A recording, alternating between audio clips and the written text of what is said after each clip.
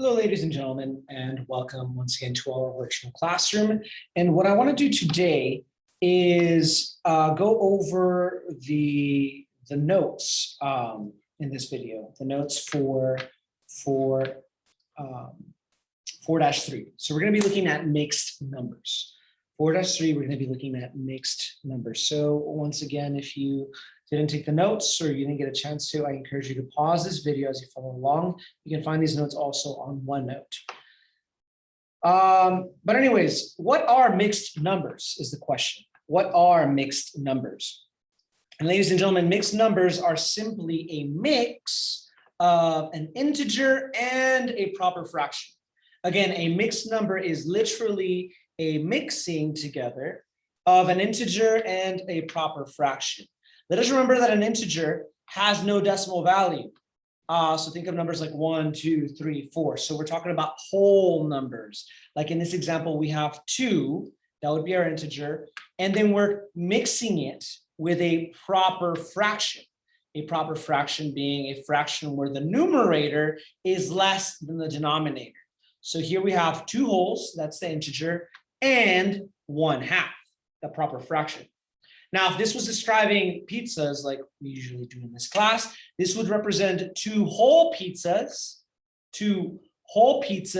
and then half of another pizza. All right, so we have 2 wholes and then half. So not quite 3, but on our way to 3 pizzas. So that is a mixed number. Now, anytime we talk about mixed numbers, we must also talk about improper fractions. All right, and an improper fraction, by looking at definition, it's essentially the opposite of a proper fraction. Whereas in a proper fraction, the numerator is less than the denominator. In an improper fraction, the numerator is greater than the denominator. The numerator is greater than the denominator. So as we see here in this example, I can see that 5 is greater than 2. 5 is greater than 2, therefore this would be considered an improper fraction. Nevertheless, ladies and gentlemen, we still read the fraction the same way. The numerator still tells us the parts that we have, and the denominator still tells us how many parts we need to make a whole. The only difference is that we have more parts than what we need to make a whole. We have more parts than what is necessary to make a whole, meaning that we can actually make more. Using the parts that we have, we can make several wholes. Now, the reason why it's important to know what an improper fraction is when we're talking about mixed numbers is because, ladies and gentlemen, mixed numbers and improper fractions are two different ways of saying the same thing. Again, an improper fraction and a mixed number are 2 different ways of saying the same thing. In fact, with these 2 examples, 2 1/2 and 5/2, we are actually saying the exact same thing. These 2 are equal to each other. 2 1/2 is the same thing as 5/2. Now, if you don't really know how or why, that may seem kind of weird, but let me show you, ladies and gentlemen, how we can go from a mixed number to an improper fraction, and then we're going to go over how to go from an improper fraction back to a mixed number. So let's start with a mixed number. So here we have 2 1/2. Here's my example, and I'm just going to be rewriting everything that you see there. So let's start with 2 1/2. So here we have 2 1/2. And in order to go from a mixed number to an improper fraction, we're going to follow what is known as the Texas two-step. Texas two-step. Why is it called the Texas two-step? Because in between the whole number and the proper fraction, we're going to write the letters T and the letter X. The letter T and the letter X. And this is a 2-step process that we can follow to change the mixed number into an improper fraction.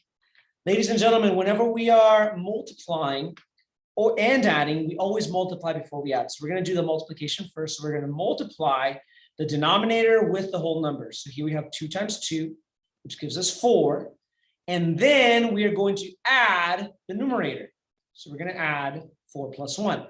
4 plus 1 is 5. Therefore, ladies and gentlemen, 2 1/2 is the same thing as 5 over, and we're going to keep the same denominator, 5 over 2, or 5/2. Let me do that one more time for those of you that may be a little lost. Again, we're going to start with 2 1/2. Here is my mixed number. And I'm going to use the Texas two-step. So I'm going to put T and X, which is addition and multiplication. And we always multiply before we add. So I'm going to multiply the denominator and the whole number. So 2 times 2 gives me 4. And then I'm going to add the numerator to whatever answer I have. So 4 plus 1 will give me 5. And we keep the same denominator, the denominator being 2. So it's going to be 5 halves. So as you can see, the mixed number 2 1/2 became 5 halves. Okay, so now that we have an improper fraction, how do I go from an improper fraction back into a mixed number? Well, to do that, ladies and gentlemen, we need to remember the fact that a fraction is another way of saying division. A fraction is another way of saying division. So 5 halves is the exact same thing as 5 divided into 2.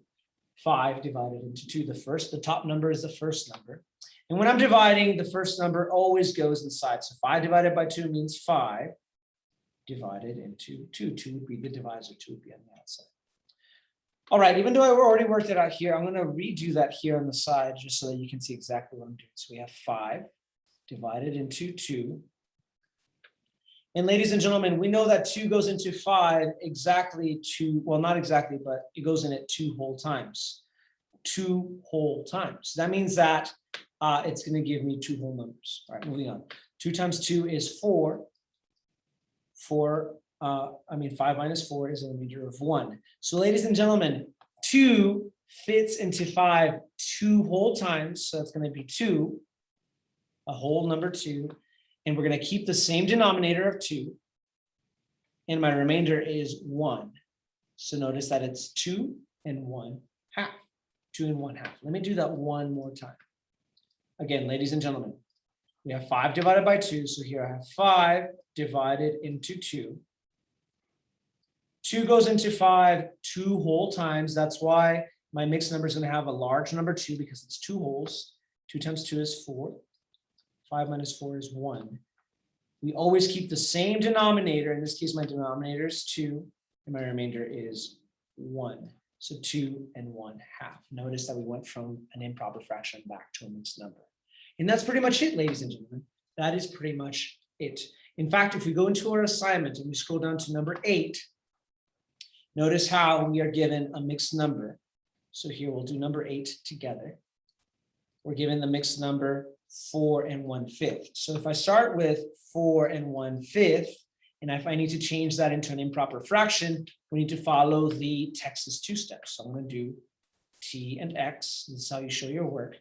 And we always multiply first. So we do the bottom first, the denominator. So 5 times 4 is 20. And then we're going to add the numerator. So 20 plus 1 is 21. And what's the denominator going to be?